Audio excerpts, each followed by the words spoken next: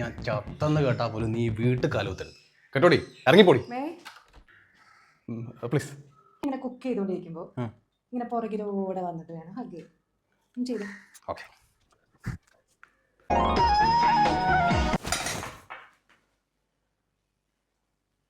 പേടിച്ചു പോയോ? 2 ഐറ്റം കൂടി ഉണ്ടാക്കും, എന്നിട്ട് നമുക്ക് താങ്ക് യു പറയാം. ഇപ്പൊ പോയി ആ പാത്രം എടുത്തിട്ട് വന്ന്.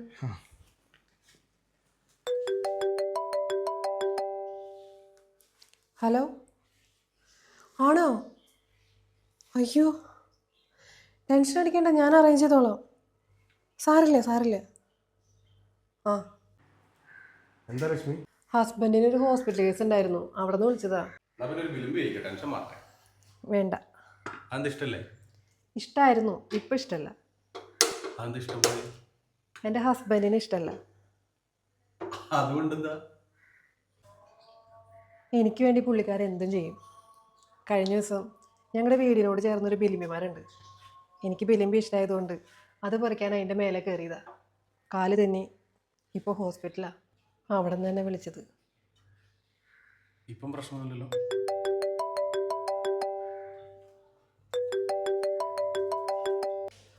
ഹലോ, അയ്യോ ആണോ? എന്നാൽ ഞാൻ ഇപ്പോൾ തന്നെ വരാം. ആ, വേഗം വരാം. ആ, എനിക്ക് ഹോസ്പിറ്റലിലേക്ക് പോകണം, ഇന്ന് സർജറി ചെയ്യണമെന്ന്. ഞാൻ വേഗം പോയിട്ട് വരാം. കുക്കറിൽ അരിയിട്ടുണ്ട്, 2 വിസിലടിക്കുമ്പോൾ നിർത്തി വെക്കണേ. അതെ പെട്ടെന്ന് വരണോട്ടാ, കുറച്ച് ഹഗ്ഗൊക്കെ ബാക്കിയുണ്ട്. ഞാൻ വിളിക്കാം. വാട്സപ്പ് കോളിൽ വിളിച്ചാൽ മതിട്ടാ.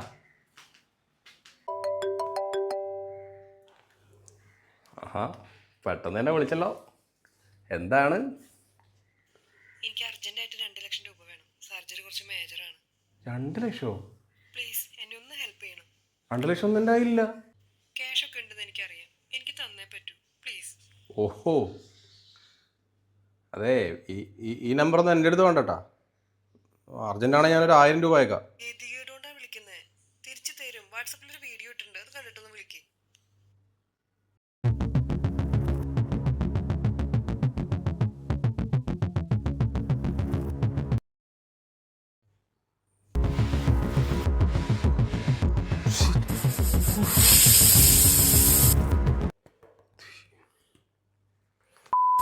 മോളെ നീ ചതിക്കേടി തണ്ടി, നിനക്ക് എന്താടി വേണ്ടേ? തിരിച്ചു തരും, വേറെ ഒരു വഴിയില്ല എനിക്ക്, അല്ലെങ്കിൽ ഞാനിത് FB യിൽ പോസ്റ്റ് ചെയ്യും. ഞാനിപ്പോ എന്താ ചെയ്യേണ്ടത്? VP, എനിക്ക് 2 ലക്ഷം രൂപ തന്നേ പറ്റൂ, അല്ലെങ്കിൽ ഞാൻ അയക്കാം.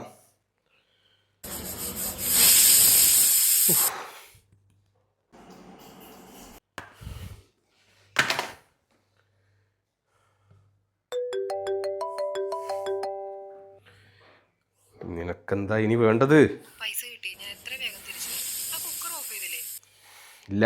യ്യോ, പെട്ടെന്ന് ഓഫ് ചെയ്യ്. എനിക്കറിയില്ല. ഗ്യാസ് ഓഫ് ചെയ്യ്.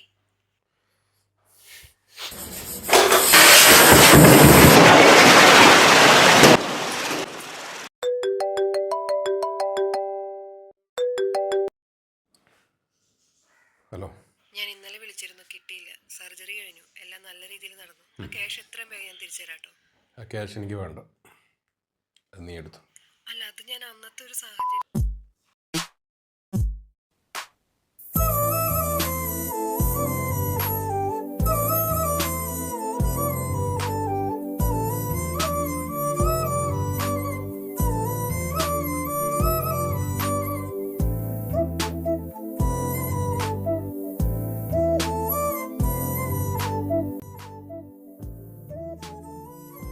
ചത്താ പോലും വരണ്ടാന്നുണ്ട്. ചത്തില്ലല്ലോ, അതുകൊണ്ടാണ്. ഞാൻ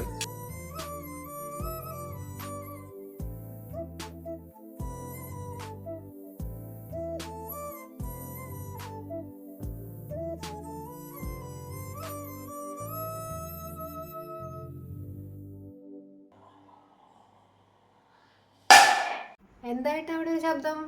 അത് വിളിമ്പി എടുത്തപ്പോ എന്തോ പാത്രം താഴെ പോയതാ. എന്റെ ദൈവമേ, എടേ ദേ അടുത്ത പണി വന്നടേ. എന്താ പറ്റിയേ? ആരാ താഴെ വീണേന്നൊന്ന് നോക്കി. ഇങ്ങനെ പേടിക്കാൻ മാത്രം ആരാണ് താഴെ പോയത്? ഇത് ഞാനാടാ, കടുക് സാറാടാ. ഇനി ഞാൻ പറയും, ഇനി എന്റെ കഥയാടാ. വഴക്കുകൾ ഉണ്ടാകാനുള്ള കാരണങ്ങളും ജീവിതത്തിൽ ഇനിയും തുടരും. പക്ഷേ അതിൻ്റെ പേരിൽ പ്രിയപ്പെട്ടവരെ വേദനിപ്പിക്കാതെയും തള്ളിക്കളയാതെയും ഇരിക്കുക. അവസാനം നിങ്ങൾക്ക് അവരേ ഉണ്ടാകും, അവർ മാത്രം.